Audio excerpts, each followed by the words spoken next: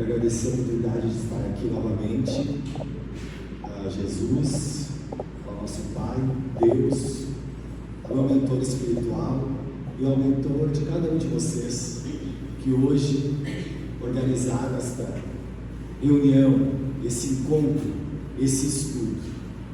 E eu quero pedir licença para vocês e começar já aproveitando que é a palestra, a doutrinária, né, como nós chamamos, final que eu vou fazer este ano. E aos trabalhadores, a todos que vieram, fizeram parte, participaram da CEFAC este ano, eu queria agradecer muito, porque todas as vezes que aqui estive, como trabalhador, como doutrinário, como divulgador da doutrina espírita, eu aprendi muito e sigo aprendendo.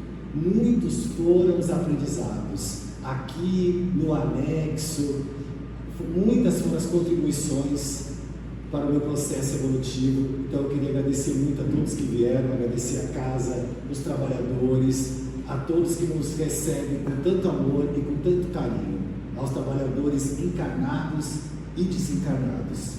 O meu muito obrigado.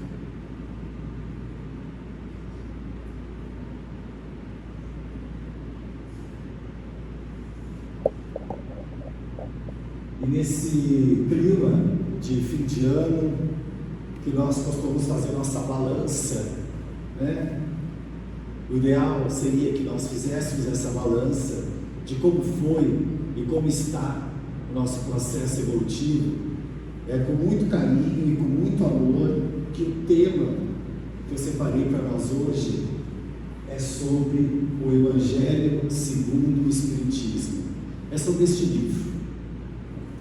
Este livro que completa 160 anos, codificado por Allan Kardec. Um livro que traz luz para as nossas vidas, um livro de grande aprendizado.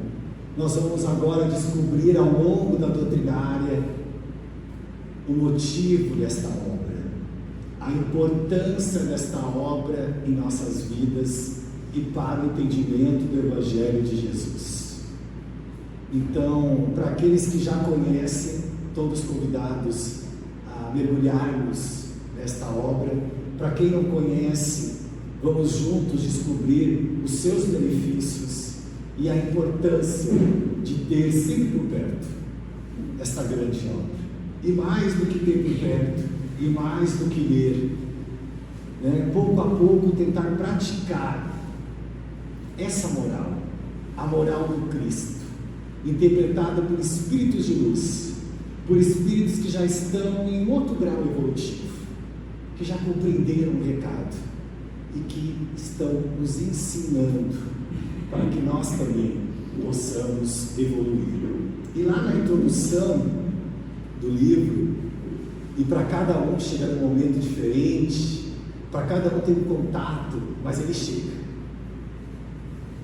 Eu trouxe este porque eu estou quase completando 40 anos, mas quando eu tinha 21 anos de idade e saí de casa pela primeira vez, uma amiga me estendeu o Evangelho segundo o Espiritismo, que é este, que eu carrego comigo em todas as fases da minha vida. Então, no momento de angústia, abre o seu Evangelho. Acordamos desmotivados, abre o seu Evangelho. Tem sempre um recado para quem? Para nós mesmos. É sempre para nós que vem o recado. Seja lendo ele continuamente, seja ele abrindo de forma aleatória, há sempre um recado para a nossa moral.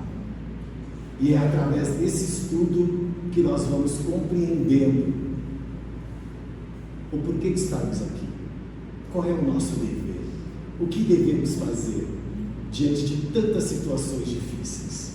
E lá na introdução já nos diz assim: as instruções que promanam dos Espíritos são verdadeiramente as vozes do céu, que vêm esclarecer os homens e convidá-los à prática do Evangelho. Observe que não é a leitura do Evangelho, é a prática do Evangelho. Porque se nós só lermos o Evangelho, vai ser apenas uma leitura. Agora, se nós lermos o Evangelho e colocarmos em prática, estaremos evoluindo. E numa outra obra de Allan Kardec, chamada Obras Póstumas, é outro livro muito interessante. É um livro que Kardec começou a escrever e durante o processo ele desencarnou, por isso que Obras Póstumas, porque ele foi continuado, né, por uma outra equipe, mas Kardec traz muitos detalhes deste livro. E um dos detalhes que nos interessa hoje é como foi elaborado o Evangelho segundo o Espiritismo. E ele faz essa pergunta aos espíritos: que pensais da nova obra em que trabalham neste momento? O que os espíritos respondem: lançai, pois, a semente que te confiamos, porque é tempo que a terra gravite na ordem radiante das esferas e que saia, enfim, da penumbra e dos nevoeiros intelectuais. Esse livro das doutrinas terá uma influência considerável. Nele aborda as questões capitais, e não só o mundo religioso. Nele encontrará as máximas que lhe são necessárias, mas a vida prática das nações. Nele irão excelentes instruções. E continua: acaba a tua obra e conte com a proteção de teu guia, nosso guia de todos, e com o concurso devotado de teus mais fiéis espíritos, no número dos quais queira muito sempre me contar. Então, os espíritos vão dizer ainda que Kardec tinha uma facilidade mediúnica em seu cérebro. Ele dizia assim: você capta muito as nossas intenções com as obras, você recebe muito bem as inspirações. Vamos, sem cansaço, vamos terminar essa obra, porque essa obra vai trazer luz para a terra. Esta obra vai pouco a pouco modificando, transformando a moral, porque nela está o ensino de Jesus, sob uma luz espiritual, e não apenas a leitura, porque nos disseram que era assim. Nós vamos ampliando a nossa consciência no entendimento da leitura, do ensinamento que Jesus quis nos dizer. É o que nós vamos encontrar no Evangelho segundo o Espiritismo. Então, como foi a elaboração? Kardec precisou se retirar do seu cotidiano, sair da onde ele estava. Ele foi para uma pequena praia, e nesta praia é que ele começou a escrever o Evangelho segundo o Espiritismo. E ele pede uma comunicação para um médico que está em Paris, para que ele mande para ele alguma orientação, se ele estava no caminho certo, como é que está funcionando, como é que vai ser. E ele recebe essa comunicação, e o Espírito diz assim: sigo com vivo interesse os progressos do seu trabalho, que são um passo considerável para a frente, e abre, enfim, ao Espiritismo o largo caminho das aplicações úteis para o bem da sociedade. Com essa obra, o edifício começa a se livrar de seus alicerces, e já se pode entrever a sua cúpula se desenhar no horizonte. Continua, pois, sem impaciência, sem cansaço, o monumento estará acabado na hora fixada. O ensinamento jamais seria o mesmo. A interpretação do ensino de Jesus viria com uma luz jamais vista. Por isso, a doutrina espírita é o Consolador prometido, porque vem nos trazer essa ampla consciência sobre o Evangelho, sobre a transformação do Evangelho em nossas vidas. É uma tarefa fácil? Não é. Mas não é uma tarefa impossível. impossível.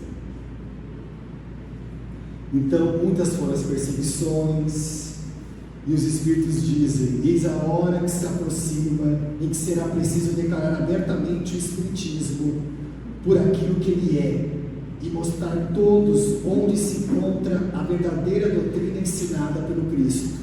A hora se aproxima em que, diante do céu e da terra, deverá se proclamar o Espiritismo como a única tradição realmente cristã, a única instituição verdadeiramente divina e humana, porque nos ensina. É a fé raciocinada. Nós sabemos o porquê estamos acreditando. É por isso que esta obra foi elaborada. É por isso que esta obra é tão importante. É por isso que essa obra é a primeira leitura que se faz quando chegamos nesta casa. É por isso que essa obra nós levamos para o Evangelho do Lar. É por isso que ela tem que estar conosco. Ela traz luz. Muitos foram os espíritos de luz que ajudaram nessa elaboração, nesses ensinamentos. Então, o Evangelho de Jesus, o Evangelho, ele se divide em 5 etapas. Ali estava do 1 ao 5, tá? Na hora de transformar para cá ficou tudo 1. Mas a primeira, os atos comuns da vida do Cristo. Depois vem os milagres, as predições. Depois as palavras que foram tomadas pela igreja para fundamento de seus dogmas e o ensino moral. O Evangelho, segundo o Espiritismo, fica com esta última parte, o ensino moral. Porque pode qualquer outro segmento contestar todas as outras, mas o ensino moral de Jesus é incontestável. Não há ninguém no planeta que conteste o ensino moral. E é este ensino moral que nós vamos encontrar. Então, na introdução já nos diz assim: toda a gente admira a moral evangélica. Todos lhe proclamam a sublimidade e a necessidade.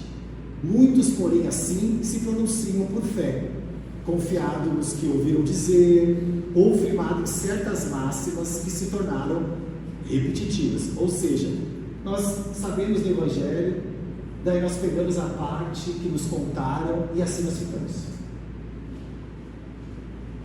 Poucos, no entanto, a conhecem a fundo, e menos ainda são os que compreendem e eles sabem deduzir as consequências. Então, olha a importância dessa obra. Nós vamos mergulhar no que Jesus nos disse. Nós vamos mergulhar no seu Evangelho. Esta obra é para uso de todos. Dela pode todos unir os meios de conformar com a moral do Cristo, o respectivo proceder. Então, nós já buscando os capítulos que compõem o Evangelho, nós já podemos entender a importância desta obra em nossas vidas. No capítulo 1, não vem destruir a lei, vai nos explicar o ensinamento de Jesus, que não veio destruir nenhuma lei, veio complementar. Depois, meu reino não é deste mundo. Nós vamos descobrir a vida futura, que já conversamos aqui, que a nossa casa não é aqui. A nossa casa é o mundo espiritual, aqui nós estamos para aprender. Há muitas moradas na casa do Pai. Nós vamos entender como é infinito os lugares, as colônias, os mundos reservados para o Espírito. Ninguém poderá vir o reino de Deus se não nascer de novo, e por assim adiante. Então, pode ser feita a leitura com calma, um passo de cada vez, pode ser feito em família, pode ser feito com os amigos, pode ser feito individual. O importante é que nós possamos dar esse passo, buscar esse aprendizado, porque ele é extremamente importante para o nosso processo evolutivo.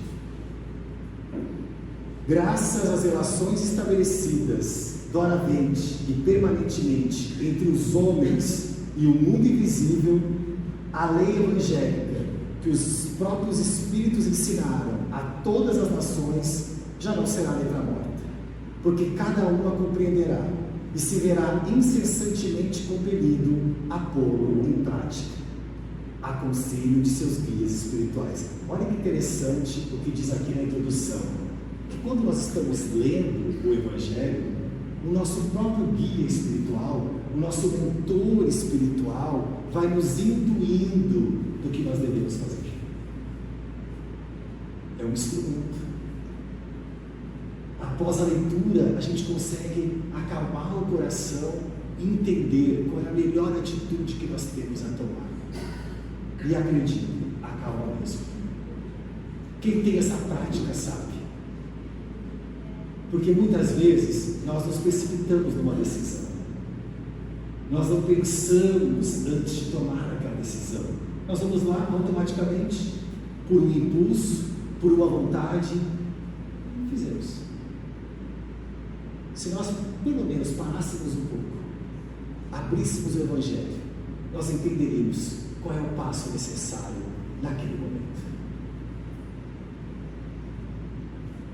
E se não bastasse já essa importante obra, que está bem esclarecida, que está bem colocada para todos nós, os Espíritos amigos se reuniram sobre as mãos de Chico Xavier e Vando Vieira e nos trouxeram mais um livro, O Espírito da Verdade, que vai trazer capítulos do Evangelho segundo o Espiritismo e vai nos ajudar a compreender mais um pouco o seu ensinamento. Então, neste livro tem mensagens de Eero Barçalufo, Bezerra de Menezes, Caibra Schutel, Anália Franco, Hilário Silva, André Luiz, Emmanuel, Meilei e outros.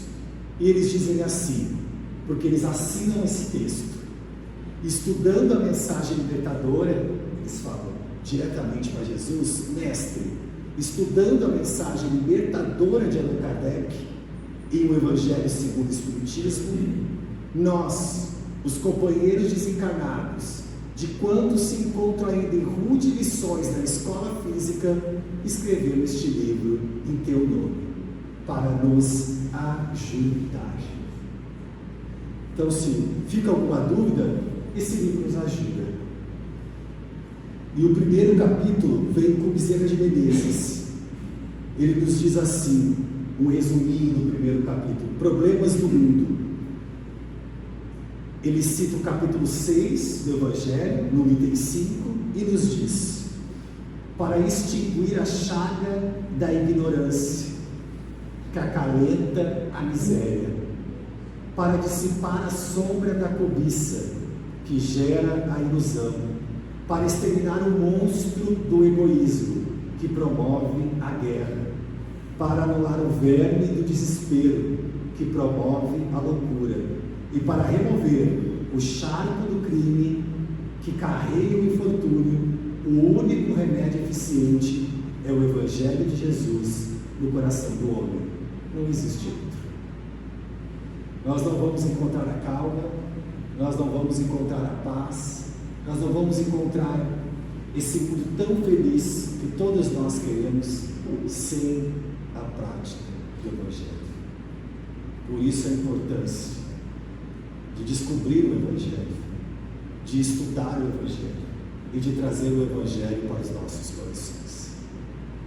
E Bezerra de Menezes diz mais: ofereço a todos os irmãos, cujos ombros jazem vergados, o peso de rijas obrigações. Nesta hora em que a família humana desfalece, a míngua de amor, aos que por náufragos da existência viram quebradas ante os furacões do materialismo destruidor as embarcações religiosas e que se deserguiam a fé, aos que levantam a voz para dizer-te palavras de esperança e de luz, deslocando à custa de sacrifício os empeços das trevas, aos que sobrecarregados de graves deveres procuram preencher os lugares dos que desertaram do serviço, tentando de balde esquecer os fins da vida. E acima de tudo, aos que por agora não encontram para si mesmo, senão a herança das lágrimas e que se dissolvem no coração. Para todos esses foi elaborado o Evangelho, para todos nós. Quem de nós não tem aflições? Quem de nós não tem saudade dos entes queridos? Quem de nós não tem conflitos para resolver? Quem de nós não recebeu gratidão? Quem de nós não sofre? Faz parte do nosso processo evolutivo. Mas nós temos uma árvore gigantesca com uma sombra que abriga todos nós, que chama-se o Evangelho. E nós temos que ir até ele. Confiamos, com esperança, com fé, que lá nós encontraremos as respostas que nós tanto procuramos. E Emmanuel também nos ajuda com esta mensagem, no capítulo 13 do livro Roteiro. Ele nos traz o seguinte: não se reveste o ensinamento de Jesus de quaisquer fórmulas complicadas. E não é verdade? Não tem nada complicado, é tudo simples, é tudo fácil de compreensão. É que a prática é que nos dificulta, porque durante muito tempo nós negamos essa prática, nós fomos nos absorvendo de coisas menos edificantes, e o Evangelho foi ficando cada vez mais esquecido por nós. Então, quando hoje nós estamos diante dessas descobertas, temos resistência para colocar em prática. E essa resistência, inclusive, a psicologia ensina. Nós resistimos à mudança, nós resistimos a nos conhecer a nós mesmos, porque toda vez que isso ocorre, nós temos que fazer mudanças. Então, como nós não queremos a mudança, nós resistimos ao conhecimento, porque nós sabemos que depois que a luz se faz na nossa consciência, grande é a nossa responsabilidade. Então nós fugimos. Nós fugimos de assuntos edificantes, nós fugimos do Evangelho, nós fugimos da reforma íntima, nós fugimos porque sentimos dor. E não paramos para perceber que após o conhecimento, após a prática do Evangelho, nós iremos ultrapassar essa dor e vamos ao encontro da verdadeira liberdade, que é a liberdade espiritual. Por isso Jesus nos diz: conhecerás a verdade e a verdade vos libertará. Não é o que dizem sobre nós, não é o que pensam sobre nós, é o que nós fizemos no nosso processo evolutivo, é a nossa intimidade. Porque quando nós estamos procurando o caminho, fazendo o que tem para fazer, nos melhorando, estudando, tanto faz o que estão pensando de nós, porque a nossa consciência está com Cristo e nós estamos todos lá. Guardando embora o devido espelho a todas as escolas de revelação da fé, com seus colégios iniciáticos, notamos que o Senhor desce da altura, a fim de libertar o templo do coração humano para a sublimidade de amor e da luz, através da fraternidade, do amor e do conhecimento. Fraternidade, amor, conhecimento. Por isso, o Mestre não exige que os homens se façam heróis ou santos de um dia para o outro. Não pede que os seguidores pratiquem milagres, nem lhes reclama o impossível. Dirige-se a palavra dele à vida comum, aos campos mais simples do sentimento, à luta vulgar, e as experiências de cada dia. E na verdade, vais e não peques mais. Levanta-te e anda, a tua fé te curou. Nós não somos os paralíticos de antigamente, muitas vezes. Eu me vejo assim, paralisado,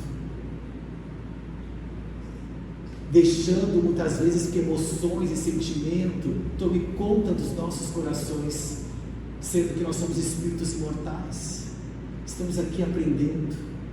Então Jesus constantemente em nosso ouvido: levanta-te e anda, pratica a tua fé. Deu cansaço? Levanta a tua fé. Está difícil?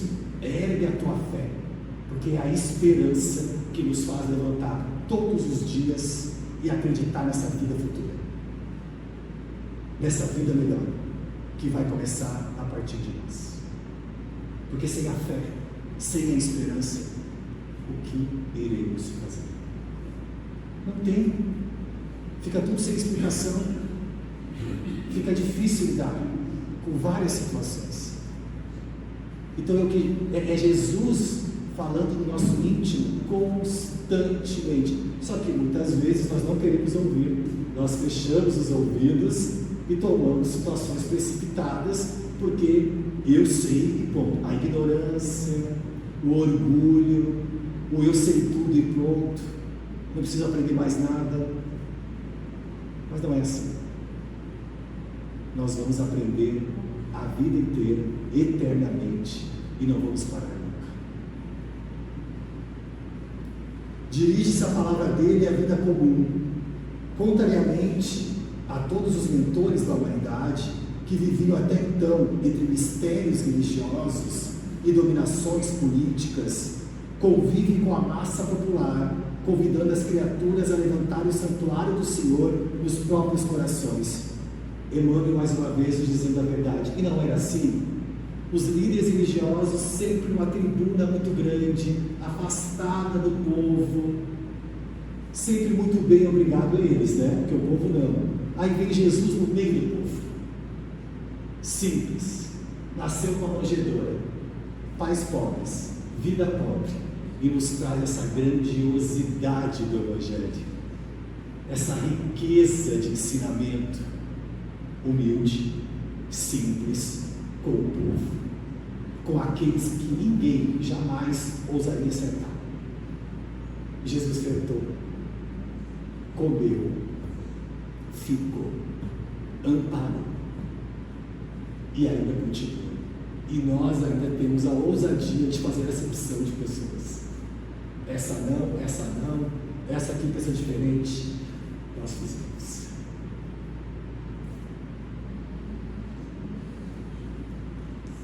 Contrariamente a todos os mentores da humanidade, que viviam até então entre mistérios religiosos e dominações políticas, convive com a massa popular, convidando as criaturas a levantarem o santuário do Senhor nos próprios corações. Ama a Deus nosso Pai, ensinava a Ele, com toda a tua alma, com todo o teu coração e com todo o teu entendimento. E agora Emmanuel vai citar muitos ensinamentos de Jesus, que possamos guardar nos nossos corações e que nós vamos encontrar no Evangelho segundo o Espiritismo uma explicação mais profunda.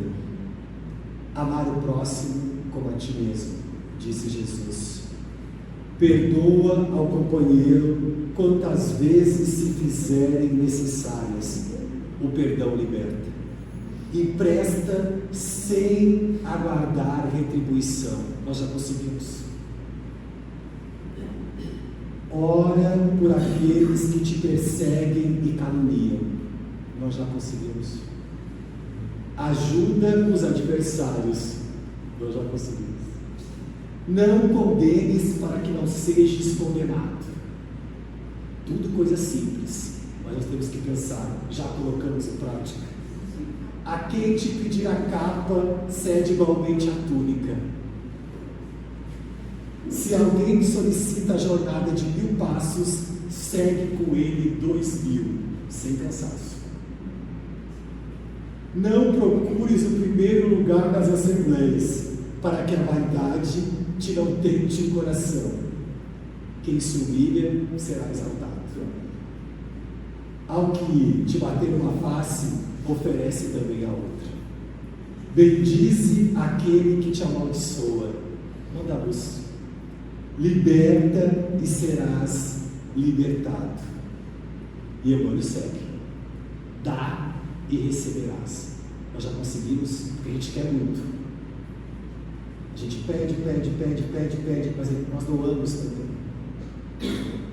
Nós entregamos também. Seja o nosso tempo, seja a nossa vontade, seja o nosso sorriso, seja aquele momento em que nós estaríamos fazendo qualquer coisa, mas não. Nós vamos fazer uma leitura edificante. Nós vamos falar coisas edificantes. Nós vamos aproveitar o momento e não botar lenha na fogueira. Nós vamos acalmar corações. Nós já fizemos isso. Fazer o bem a quem te odeia. Qualquer que perder a sua vida por amor ao apostolado da redenção ganhará a mais perfeita na glória da eternidade.